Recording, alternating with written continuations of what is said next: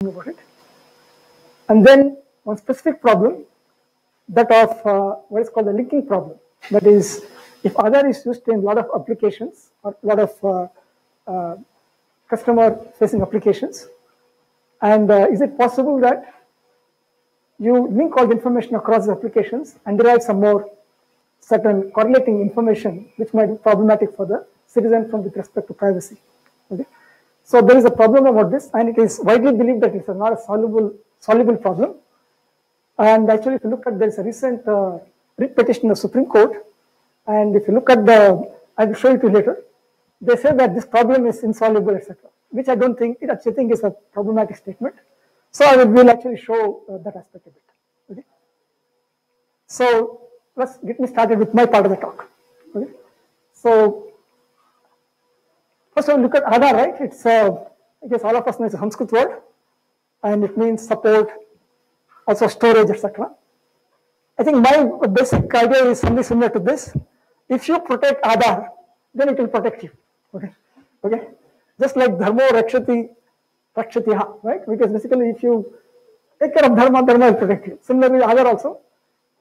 I'm not saying Aadhaar is a perfect system right now. Huh? No, I'm not saying it's not dharma. I'm just saying that if you try to at least take care of the way you attempt to set up the system properly, there's a possibility it will help you. Otherwise, it will probably be a problem. Okay. So let's look at what is the critical aspects of Aadhaar project. Basically, the idea is there are two critical functions. Give a unique ID to each resident and keep a mapping of UID to biometric data. That's first number.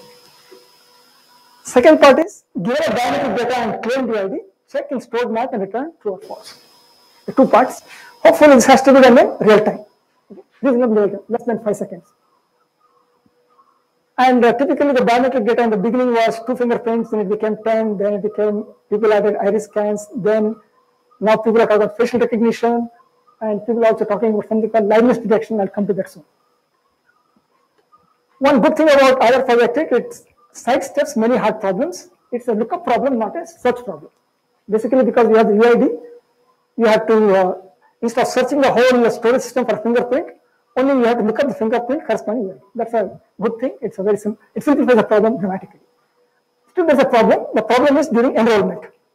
During enrollment, you have to ensure that whatever fingerprint comes in, it doesn't match with anybody else. That is a deduplication problem.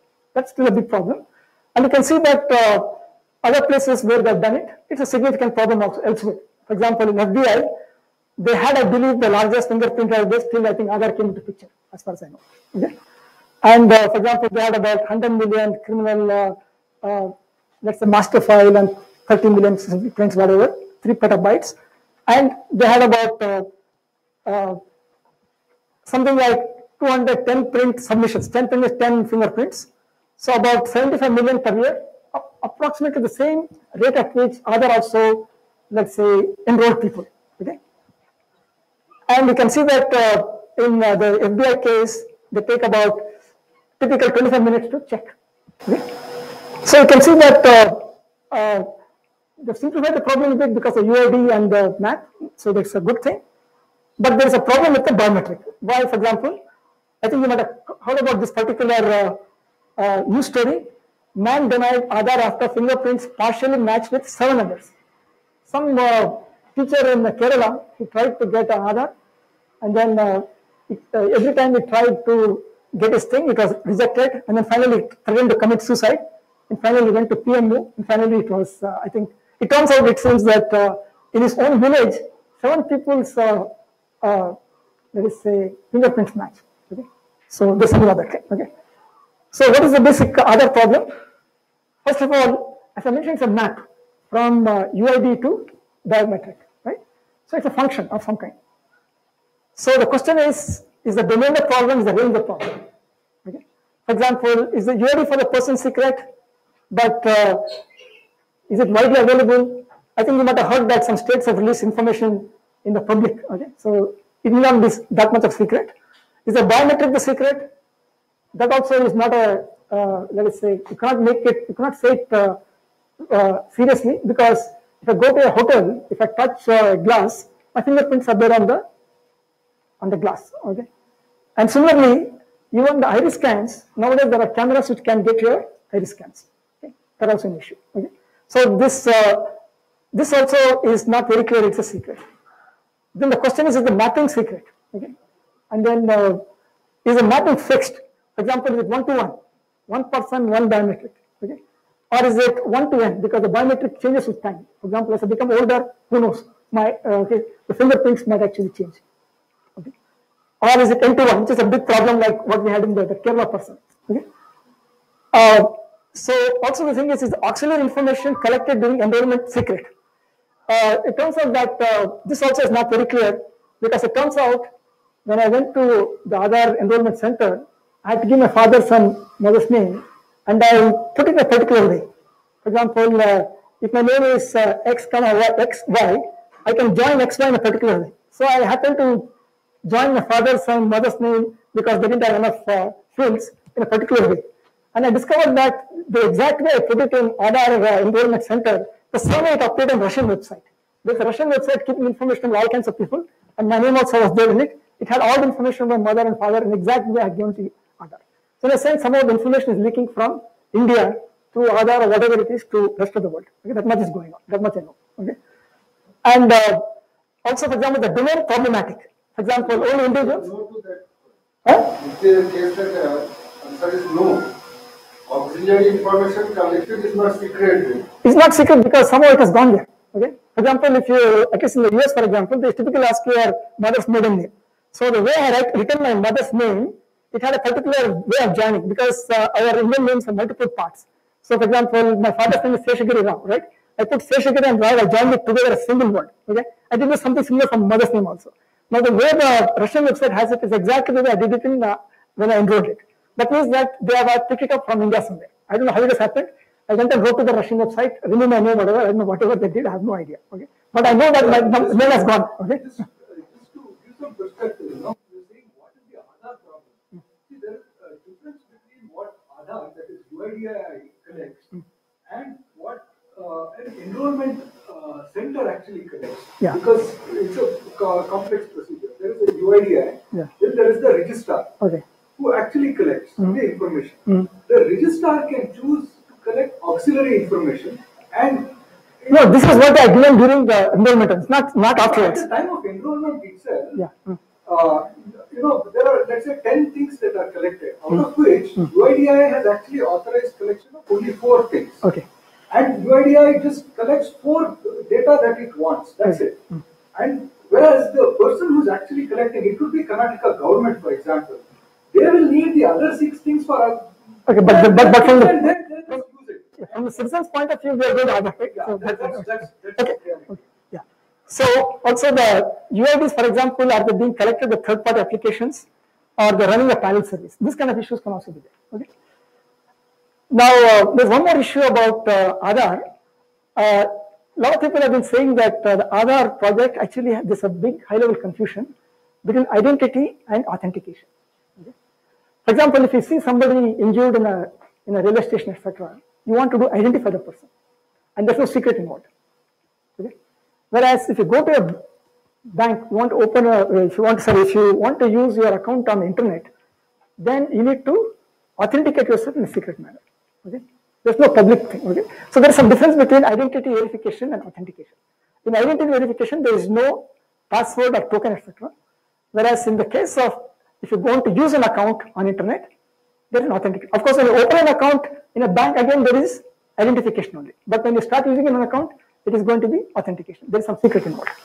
Now, the thing is that the UID project possibly is confusing the two things. Firstly, because the fingerprints are a secret or public. Okay? Are the biometric information secret or public? This is the basic issue. Okay? If you keep these things, let's say secret, then I think there might not be much of a discussion. But unfortunately, these things are not secret. Let me give an example. This is prosthetic fingers.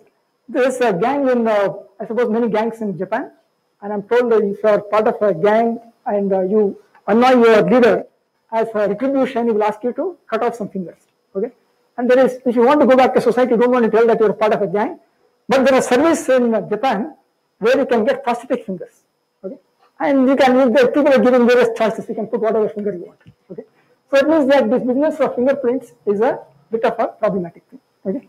Now, similarly, for example, there is some faculty member in Carnegie Mellon. He basically says if you stand between 6 and 12 meters, it will zoom in and capture both iris and full face. And he says that this is a very good iris scan. Okay, I can feel you. Okay, not just that, there are people in the security area. They are what are they doing? You have your public photos in your Facebook and other places, and they can take all the stuff and they can construct. For example, you want to go for an identification at some point. That means when you go to that place where you're getting identified, there's some background. Okay, they can synthesize the background and your faces from all your public photos. Therefore, in a sense, if the person looking at you is not a human being, but is a machine, which is likely to happen in future also, right? Because when you go to an airport, probably there are no like driverless cars. There are no, let us say, entry personnel less airports. Who knows? Okay. So the thing is, if then they can actually emulate your face with the right background, so that you can get taken in. Okay, that is possible. Okay, this is on paper like that. Okay. So basically, what we are suggesting is that there is something what is called a liveness detection. It's a critical problem. What is liveness detection? It is how do I know that when some information comes to you for authentication, it actually comes from a live human being and not some fake manufactured thing. Okay. That's a very big issue. I am told that UID also is planning to introduce liveness detection sometime in the future. What is the big issue out here? It turns out that this is going to be at the periphery of the whole security apparatus. Okay, not in the center, not in the server in a big UID centers. It will be wherever most of the transactions are getting initiated. That means that the security problem is now at the periphery. It is not at the main big centers where security can be properly taken care of. It will be happening at the periphery where the security might not be that seriously engineered or taken care of. That's one issue. Okay? And that's even, for example, also if you look at mobile chips, they are what is called a secure execution environment for financial operations. That means that how do I know that whatever input you are doing is not coming from some other input, but not the ones in the, for example, the input of the mobile chip, smartphone itself. Something like secure input. Okay, that's some big issue. So this periphery issue is something then Aadhaar, as far as UIDAI is concerned, they will say that this is not our concern. That's one of them. Categorically, they say that we get something, we say yes or no. Now it is your problem, you solve. Yeah, that's one. That's one. It's very similar to the way the PC world also. The viruses all attack the PCs. The servers are mostly better engineered and better handled, but the problem of phishing, etc., was suffered by the common folks. Okay, the people in the periphery. Same problem is sort of there here. Okay. So again, let me just quickly summarize. There are many problems as we already discussed. Okay. But there's also a big statistical problem. There's one gentleman, Matthews, who is in Center for Internet and Society in Bangalore. He's a statistician. He has looked at the number of duplicants, okay, expected, okay, and what they did was they took the other that organization. They actually did some initial study early on, okay, somewhere in the 2009 or 2010, I think, and then they used the same information and they extrapolated to what kind of duplicants we can expect if you of a population from 1.2, for example, goes to 1.5 billion. Okay? And he says that the duplicants can be, for example, as many as this number, that is 1 in 121 now, to about 1 in 97 by when our population is 1.5. That means that the possibility that my information is the same as at least 1 in 97 with respect to somebody else. It's quite a high probability. Okay? That means that the biometrics challenge is quite significant. It's not a minor problem, and this is a real very big issue that has to be really resolved properly. Okay? But there are other problems which could be solved. Okay? That's so that's what we're going to look into later. Okay? So again, if you look at other goalposts with respect to biometric, in the beginning, I believe they said 2, then they can 10, then iris were introduced, then liveness detection was discussed, and then now they're talking about facial recognition. Okay. There are, of course, other issues. Biometrics is what I just quickly talked about. Then there are issues about high-level system design issues. For example, should the system be distributed and replicated for throughput, resilience to failures, disaster recovery, etc. But if you have this kind of distributed systems, typically you have this same problems like Facebook, etc., consistency issues. And so one way to do it is to avoid a distributed design, have a big data center at 2 different places. And that's what they have done. For example, Aadhaar has got 2 places, one in Bangalore, very close to where I live, and one in Manasar. Okay? So there are two places. It's a data center design. It's not a distributed internet-based kind of design. Okay? So that way was solved. They have eliminated a lot of some of the real hard problems. It's a good thing, but of course there are issues about how well it can scale, etc. That's a different story. Okay?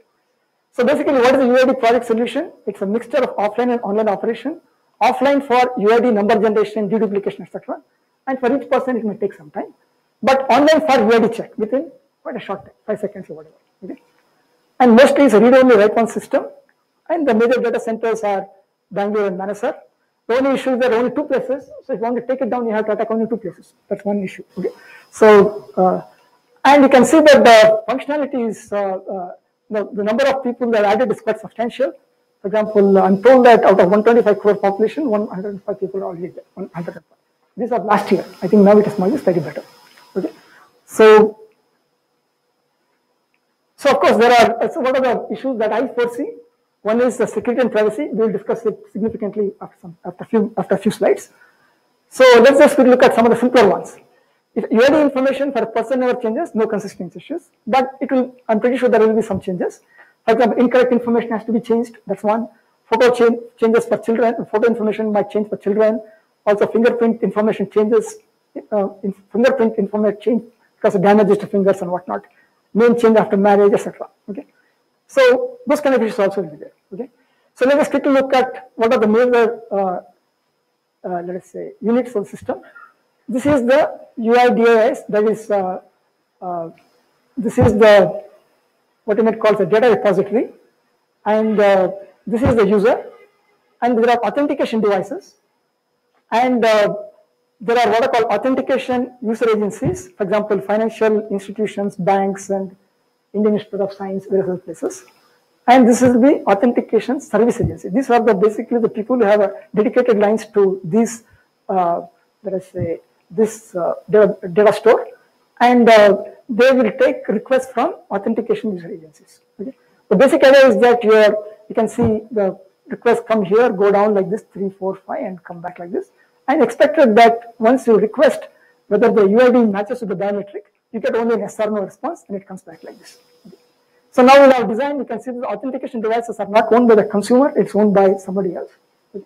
And in other designs for privacy, you might be working with a laptop or a web, etc. Then your device authentication devices, etc., partly is owned by the user. Okay. In this case, we are assuming that it's owned by the financial institution, whatever.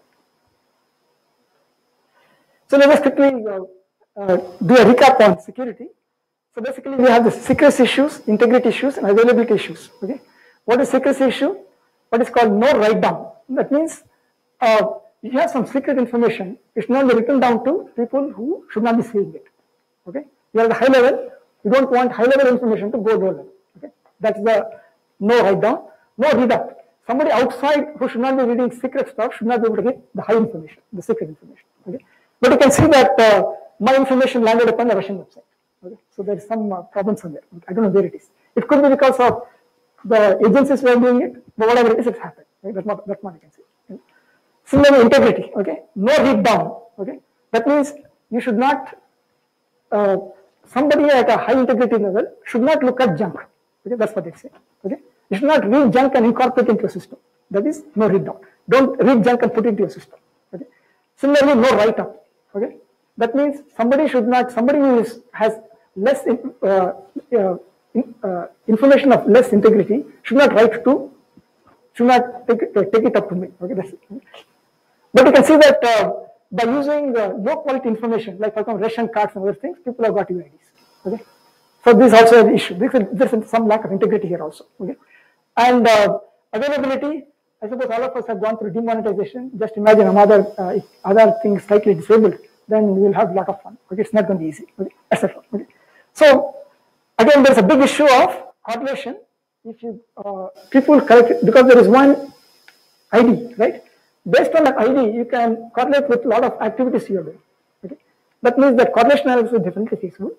So and therefore, this is a big issue of security and privacy of aggregated data. And there are some solutions what are called virtual IDs. I'll come to that in a short time. One issue is that if you design something as big as this, you should need to have a security policy. And if you talk to other people, they tell you that everything's encrypted. That's what they keep saying. Okay, not very clear what it means. Okay, and if you heard of Roger Nizam, is a well-known famous cryptographer. He'll tell you, for example, if you think cryptography is a solution to a problem, then you don't understand cryptography and you don't understand your problem. Okay, this cryptography is not a magic thing. Okay, you need to use it intelligently. Okay, you need to model the system. You have to figure out how the information flows. Then you can start talking about a solution. You just don't say cryptography is going to solve a problem. I think that's what he's trying to say. Okay? And there are various issues of security, for example, whether you use perfect forward secrecy, etc. Whether state actors are also some people you are thinking in terms of your system. This is an important issue because your attack models, depending on whether state actors or not, you should think about how you design your system. Okay? For example, there has been a widespread criticism that all the biometrics vendors that have been selected for Aadhaar, right? They all happen to have connections with people who have worked with the CA in the past. Not that they work with CA right now. Okay, they worked with CA in the past, and the same guys are now started new companies, and now they are providing solutions to UIDAI. And so the question is, are they somehow leaking information somewhere? Okay, we don't know. Okay, so that's one issue. Okay, so again, there is one more reason why we have to worry about state actors is that when you talk about biometrics, these are fairly complex to software. Okay, because you're dealing with images. The question is, in spite of all the work that has happened, ability to look at an image and be sure that your system doesn't lock up or have some hidden viruses and whatnot. Okay, it's not a solved problem. Okay, basically you might have noticed that if you go to a certain website and you go to look at a particular website image, that image can have a hidden virus which actually can hit you. Okay, I think you might have seen this. Okay, so for example, there is this Open JPEG code execution vulnerability. All you have to do is to go to that, you look at a particular image with constructed in a particular way, and your web browser goes and looks at that thing, and in principle, your laptop can be taken over. Okay?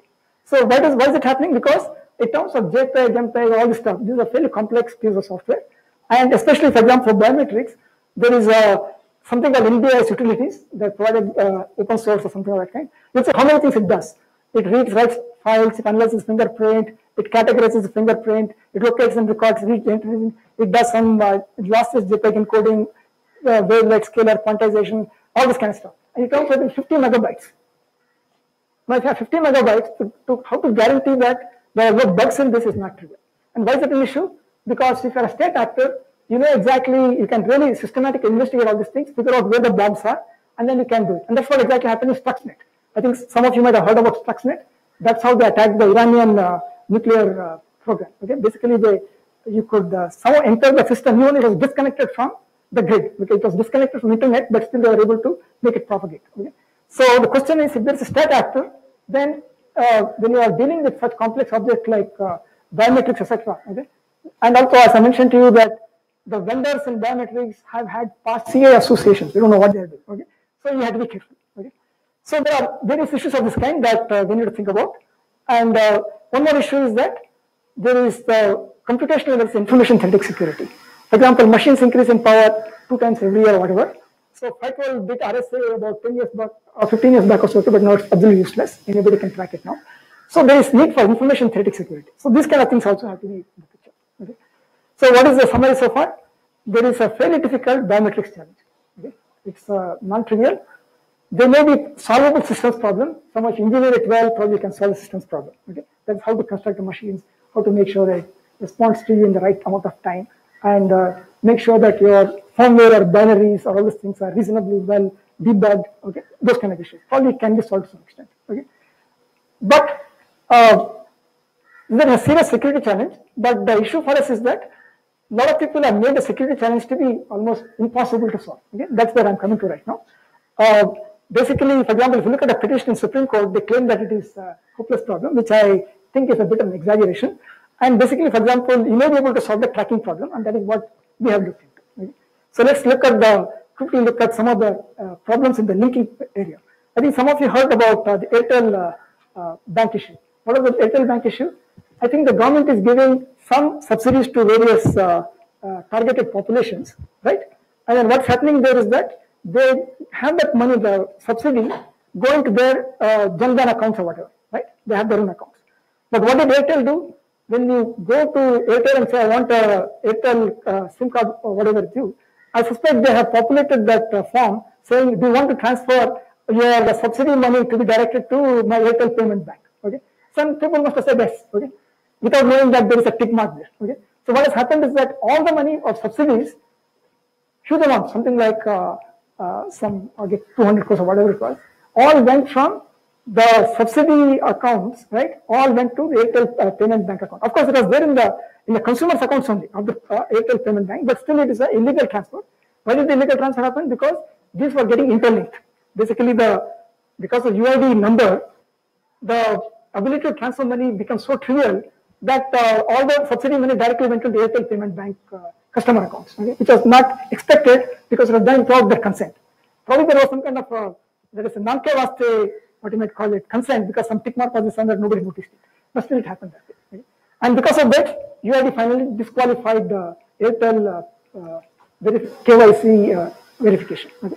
So this is an example of a linking issue. This happened only recently.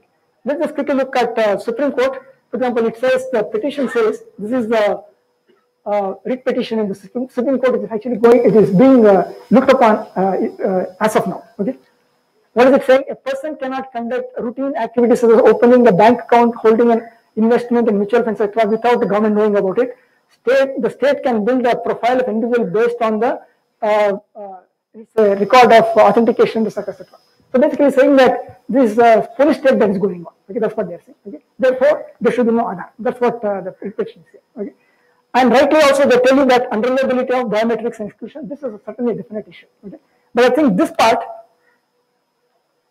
where they talk about the fact that Aadhaar is against limited government, okay? That there is a brick waiver, okay? This I think is technically unsound as far as I know. Because I think there is a solution for this problem. That's what we're going to look into.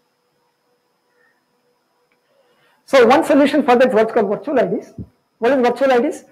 You, instead of using the real UIDs, the Aadhaar IDs, from the Aadhaar IDs, you manufacture virtual IDs. Every time you go to the website of Aadhaar and then tell them I need virtual IDs, they give you various IDs. So how nothing is clear right now.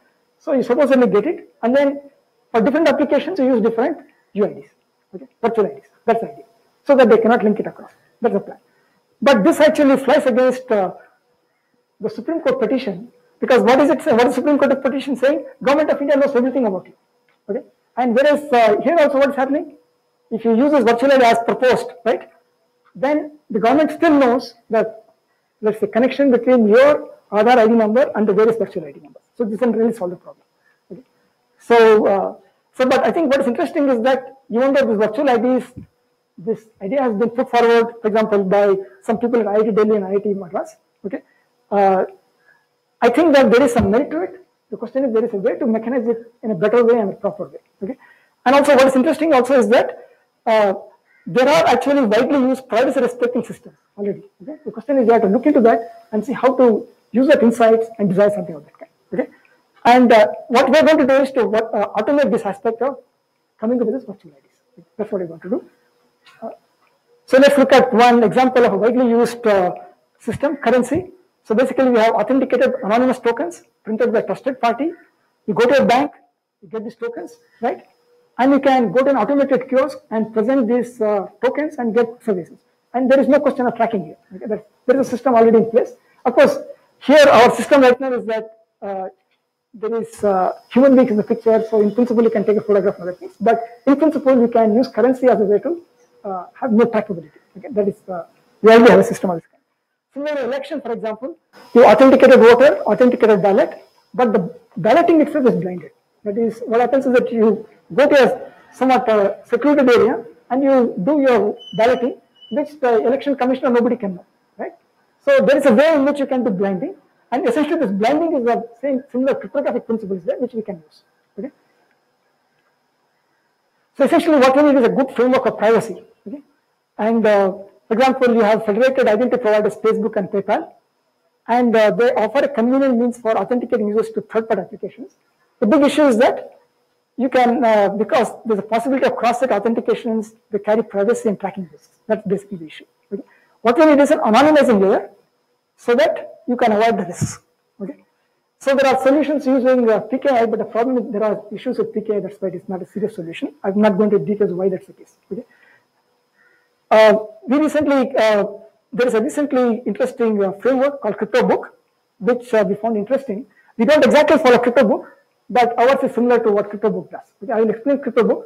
After CryptoBook is explained, my student will explain. Okay. I'll spend about 5-10 minutes on CryptoBook. Okay.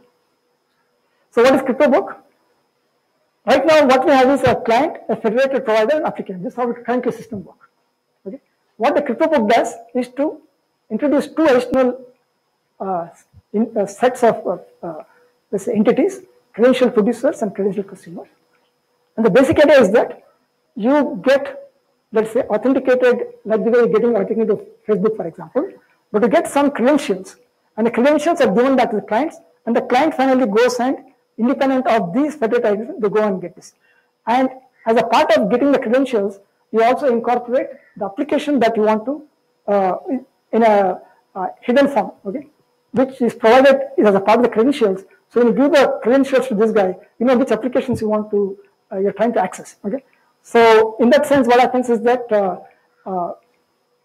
the federated ID provider knows about your UID, etc., but doesn't know about which applications you are looking at. The applications know that you're authenticated, but they don't know about your UIDs. Okay, so there is that kind of asymmetry in the way what information is known to what party. Okay? That part is captured. Okay, so also it turns out this particular architecture uses what is called some API called OAuth API, and that means that this is actually usable in practice. Okay, so right now what happens is that the OAuth API, you're the client, a federated provider, and you are the direct user here, and OAuth API is here. So what has happened here in this CryptoBook API is that the credential producers take the role of you right now, and then your role is here, and then this credential consumers take on the role of federated provider in this part of the thing. So in a sense, OAuth API is used in two different ways. Okay, one as a, let's say, initiator on one side, and then one on the consumer side. Okay? Both sides are used. And therefore, what happens is that you decouple the information about UID from this to this side, and you decouple the information of the application to this side. Okay? You get that kind of asymmetry in the information.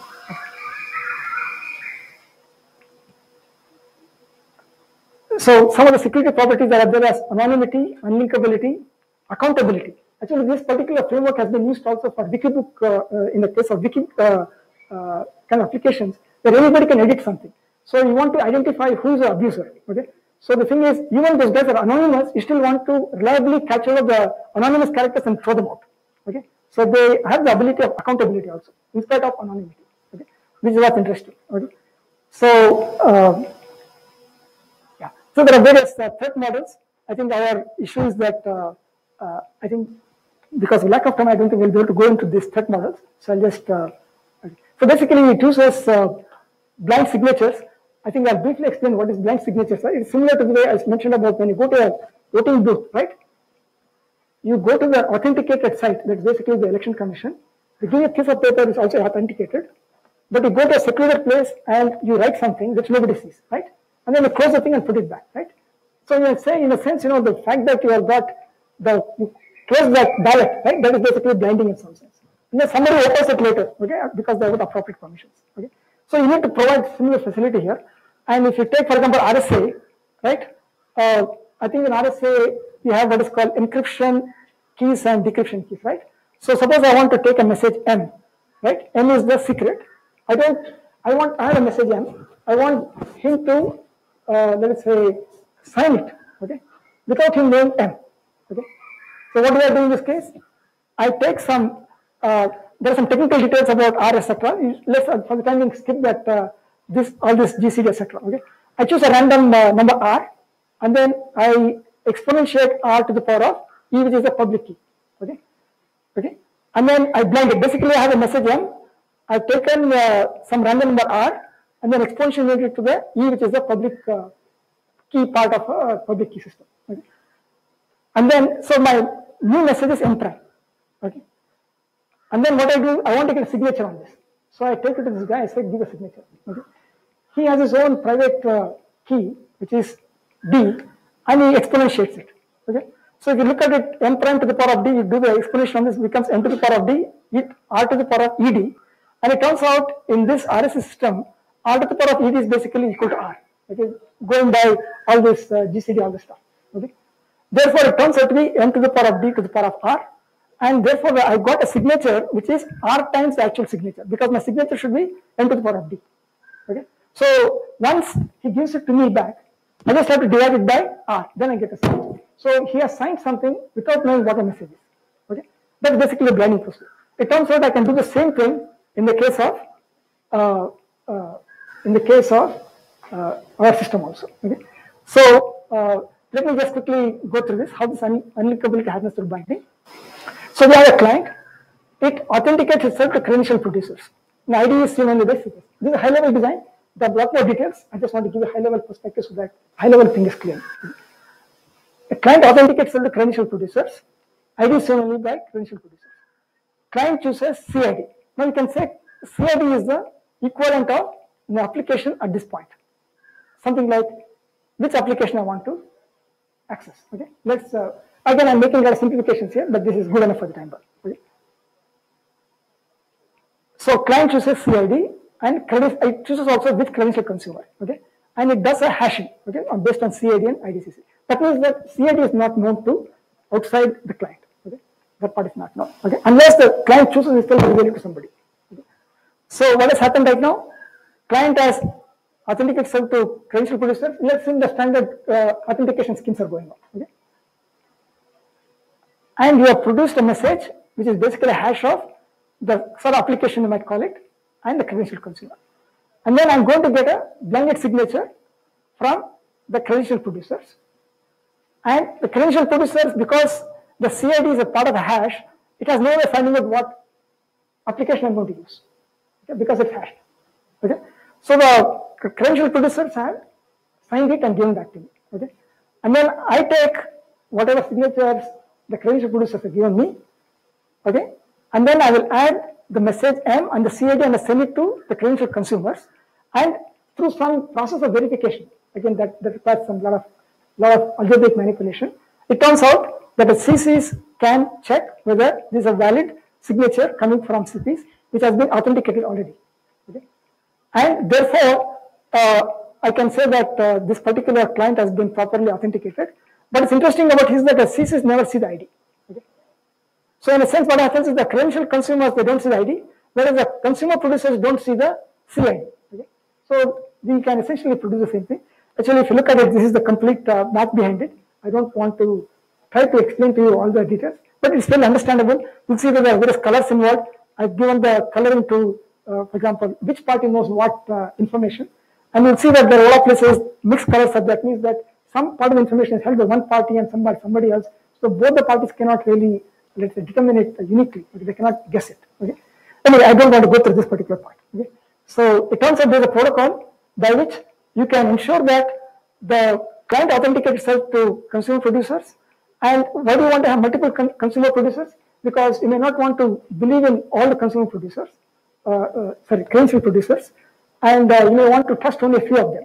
So the thing is, this particular thing says that at least T-1 has to be honest. Okay, then you can make it go through. Okay, so that's why there is CPs out here. Okay, so I think what I just wanted to show is that there is a way in which you can, there is a solution by which there is some way of anonymizing the information. For example, there is some kind of a line between here, right? And certain types of information are kept here, certain types of information kept here. For example, here all your UID etc. is kept here. It never crosses this line. And here the applications information here, it never crosses this line. Okay, that's basically the high level thing. It is feasible to do it. It has to be engineered well. It can be done. Okay. Now this is a bit of a substantial, let us say, change in the architecture, but it can be done, and it can be something similar to this can be done for Aadhaar also. And the reason why we have to do it engineered for Aadhaar also specifically is because here, for example, the client is something like a laptop or some such thing. We have a web access, etc. Whereas in our Indian situation, in the Aadhaar situation, we're not expecting people to go with laptops, etc. You just have a number. Okay, so we have to adapt it for that purpose, and that is the adaptation and we have removed a lot of the unnecessary things from it. So he has got a more simplified description of how it happens. That's what it is. Understanding Aadhaar as it is now, as engineered now, does not provide much of a privacy. No, nothing, almost nothing. As far as to my knowledge, really.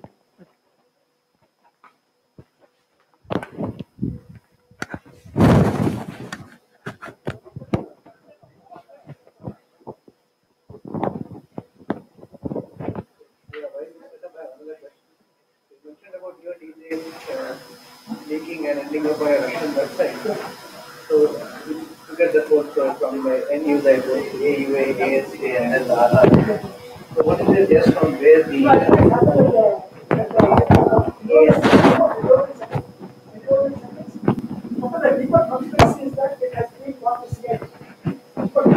again, you may want to, because see, at the time of enrollment, like I said, maybe there are 10 things which I don't see my fingerprints there. Okay, at least on the side. All I can see is that I found that because one day somebody told me that I went and searched.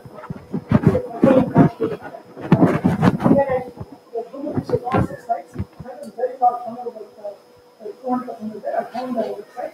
And I went to that, I was told all the entire demographic information. everything, including my birthday, including my date of birth is something, my address, the government, everything. It is also so, and it also tells you that very correctly, if this information has been collected by one means, something, please segment us will do it. So I beautifully also say, okay, I figured out that the guy who's bothered about it. That is what they can pass me. So this enrollment center, I think Aadhaar has some policy that says that they should not store information in some way. I agree to all the Yeah, see, you know, but what? it's a leaking system, it's a leaking scheme. Whatever you The do, keyboard logger, let's say, on that thing. yeah, we don't know because of this, we don't know what is going. No, see, it says enrollment center, of course, can't store all the information. But, you know, the way the process works is, for example, you could do an enrollment here, and there's an agency. For example, let's say it could be Carvin. I'm just taking a name. Carvin could be the actual enrollment agency who is doing it for Karnataka government. So, Carvin captures it, passes it on to Karnataka government with the registrar, and Karnataka government has their own state data hub where they store all the information. They have captured 10 things. And then they, out of that 10, they send only 4 to simplifying the whole thing. So leak could take place. But our problem is that from citizens' point of view, see, from my point of view, I'm innocent part. Yeah, as Why far should as I you're, come there? as far as a consumer, you are a consumer, but I'm just trying to tell you where, you know, if you want to actually skim it and see, the leakage could be taken with. What we are doing here is that at least one part of the problem which Aadhaar suffering can be fixed. There's a leakage. That's what is going to fix. The other problem, the biometrics and the fact that they are leaking and auxiliary periphery which is leaking all over the place, that we're going to fix. Hello. So, am I audible? Okay. So, I'm Ajinkya. I'm going to present our solution for the linking problem. So, first of all, why doesn't CryptoBook work for Aadhaar? So, Aadhaar does not have a web interface. So, the way you use Aadhaar is, it's in like 5 minutes, 2 minutes. You go and give your Aadhaar number and details and you expect to get a service. You don't want some kind of passwords or things into it.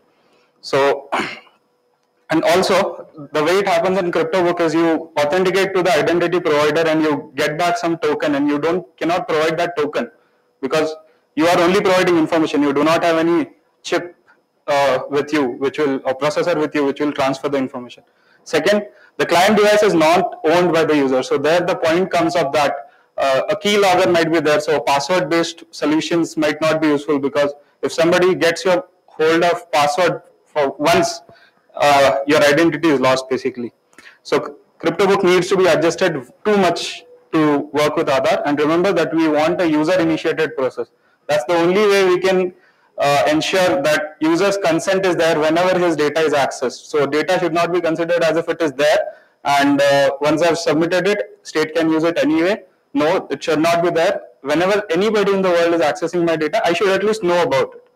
So here goes our solution. So this is the authentication sequence. It's too much to take at one go. So for explanation, I've created a representation, and first we'll see the setup of representation, get the terminologies in the cache, and then we'll kind of move forward from there to the protocol. So the parties in the protocol are citizen.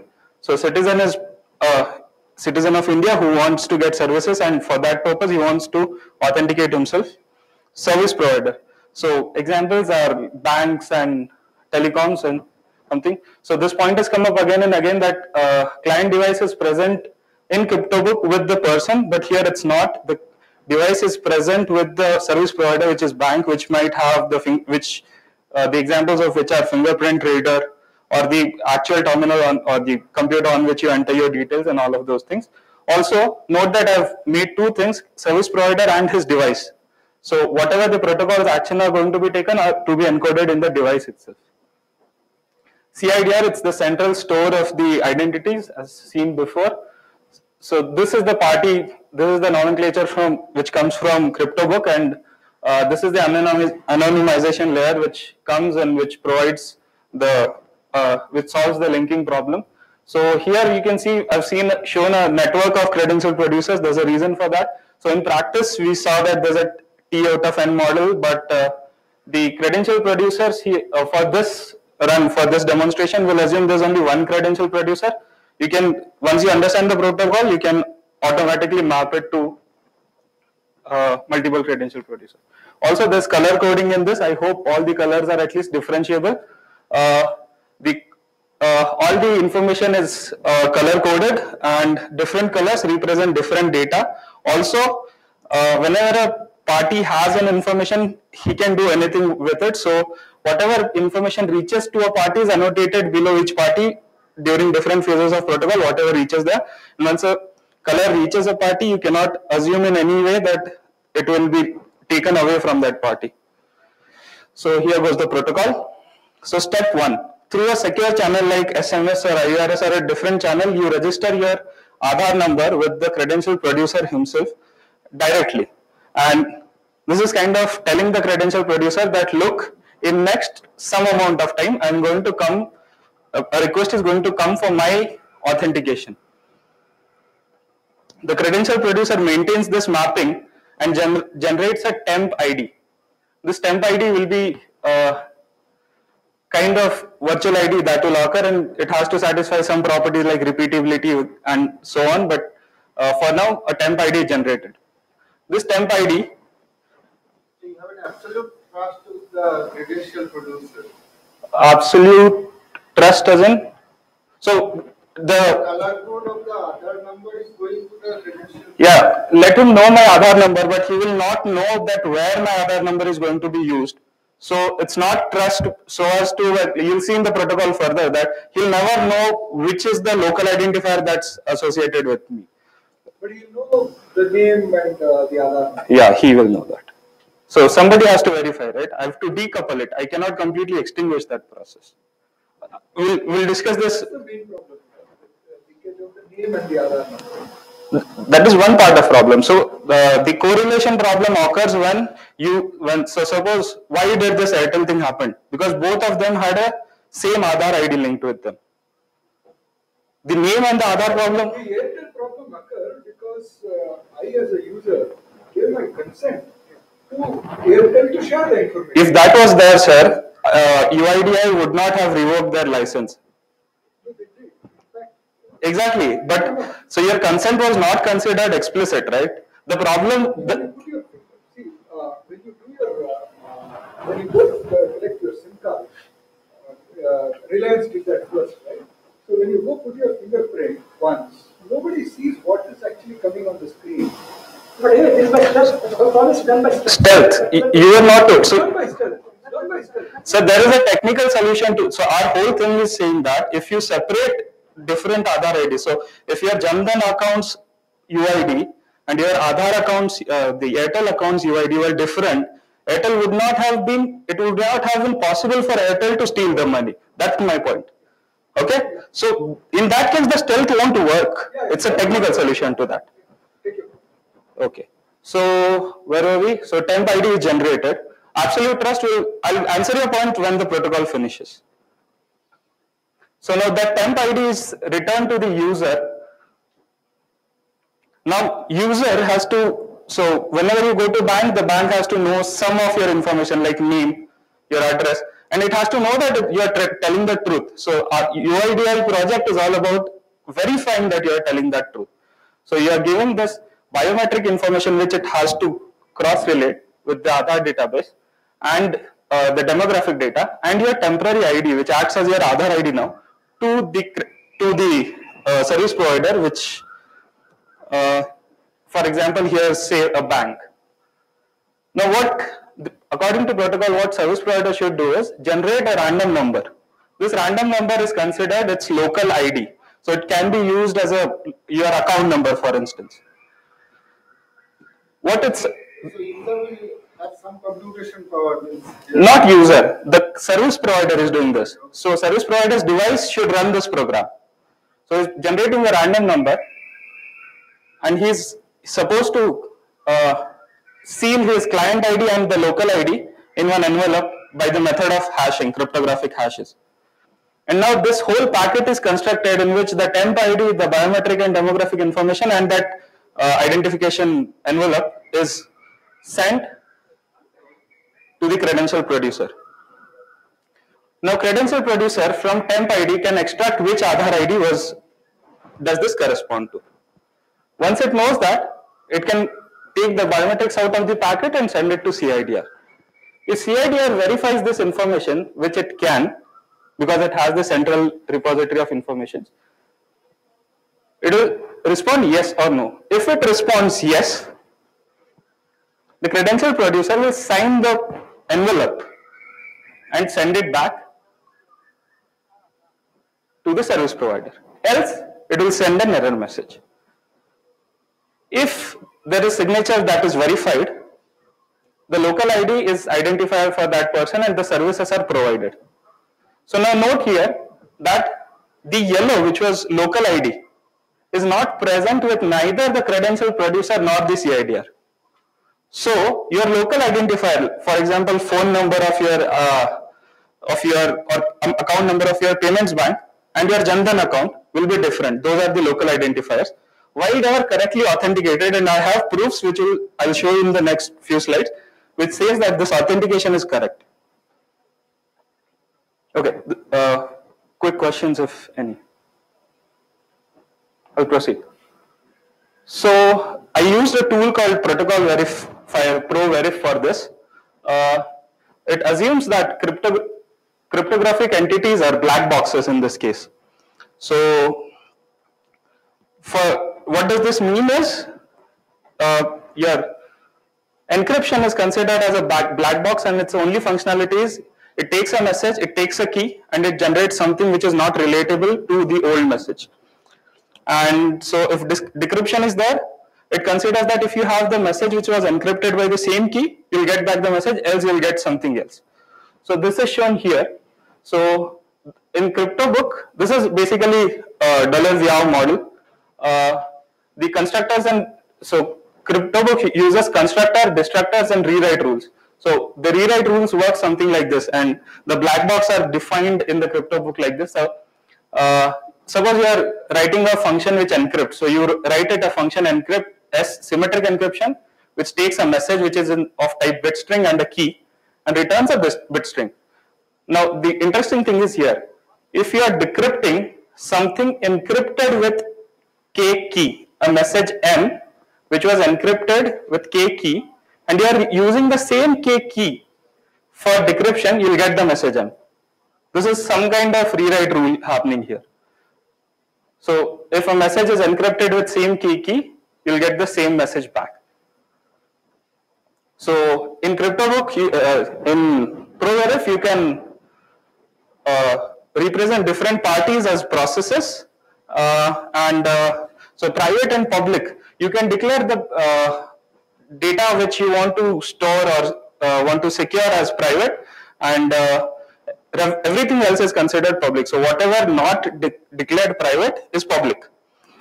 So apart from now the point of attackers, apart from whatever is modeled in ProVerif, everything else is considered an attacker. So any information leakage will be reported by ProVerif, and events. I'll talk about events a little later.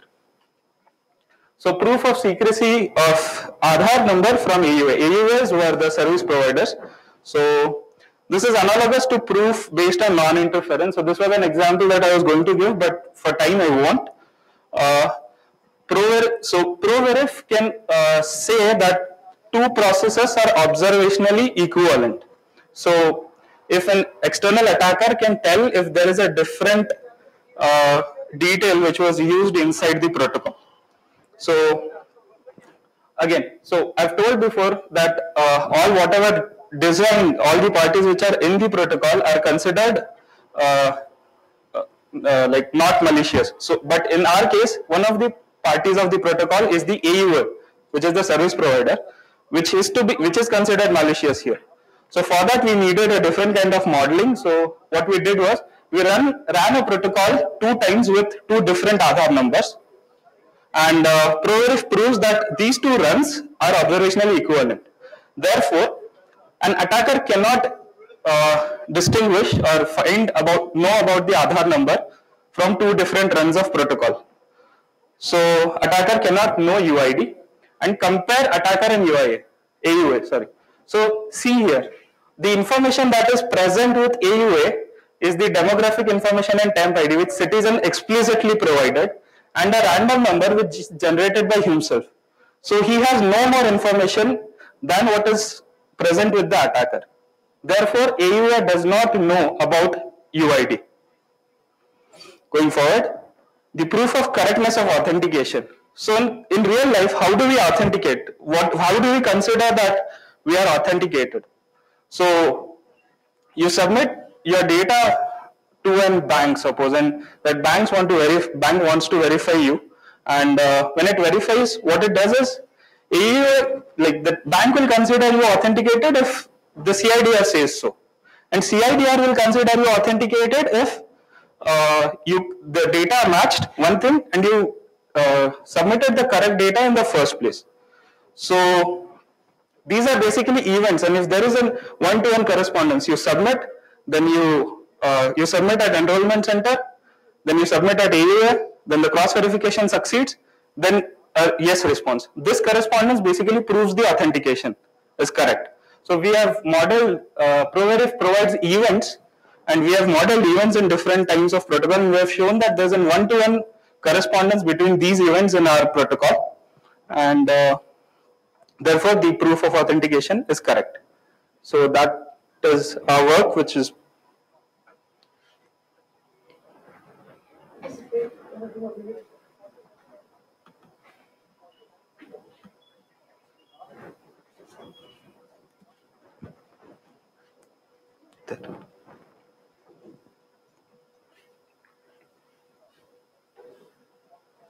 So what I just want to say is that in spite of all this stuff what we have done, it turns out that we need to do a lot more things. For example,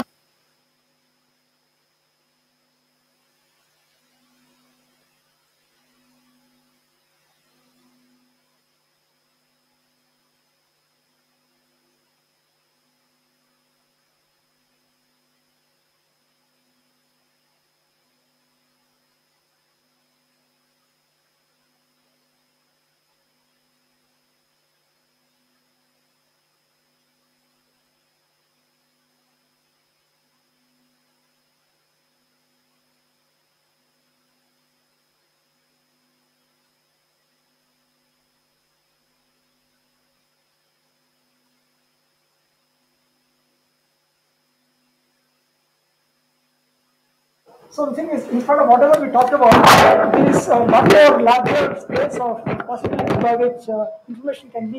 Okay, so we're not saying it's the final word. I'm just saying that we have done some part of the work, but it's a lot more confusion. So again, are we done? We need to do also access control models with enrollment modification. Also, there could be what is called contextual access control. For example, if there's an accident or a disaster, normal rules may not appear. For example, you might be concerned about privacy in a particular situation. In an accident or whatever, you may not be concerned about it. So you might have to relax your access control models. So those kind of situations.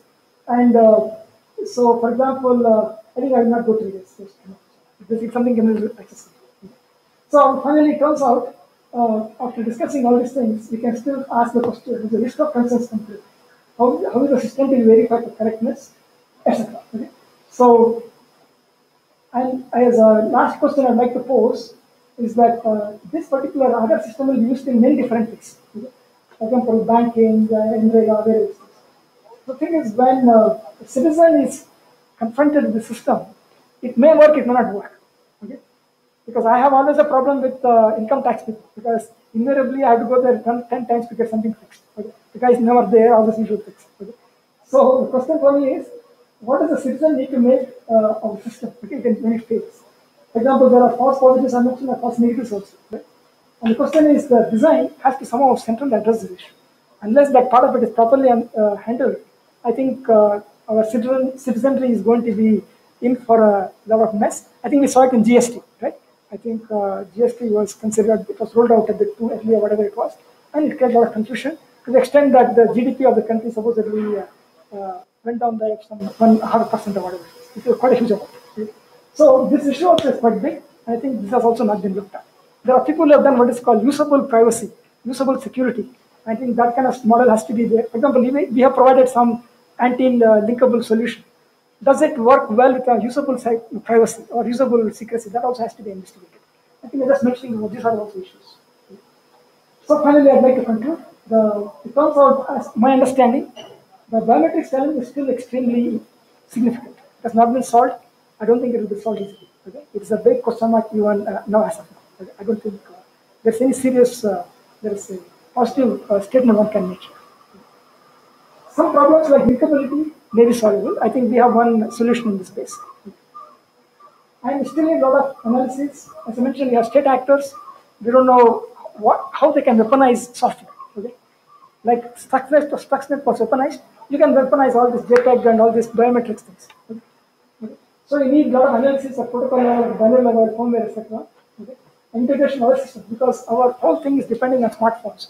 We don't know what is there in the smartphone also. Okay? Because it is, how do you know that the smartphone is a trusted thing? Okay? That's a big issue.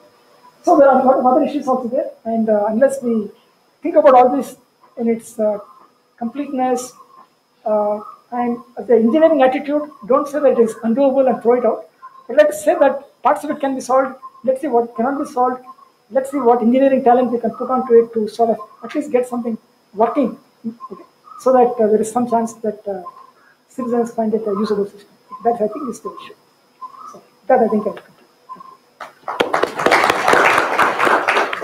One question: in the Supreme Court petition, are there some claims which are technically false? That one is false. The claim that there is no, by definition, everything is incorrect.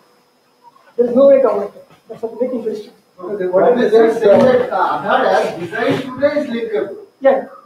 Aadhaar designed today is linkable. Yeah. What you are saying is that, okay, you put this extra layer. Yeah, you can always do it, because the thing is that I just have to put a credential producer and credential consumer subcom. I'm just saying I can always interpose multiple devices in between, and I have solution. We can do it. The virtual IDs can be done. Okay? And we have automated the virtual IDs.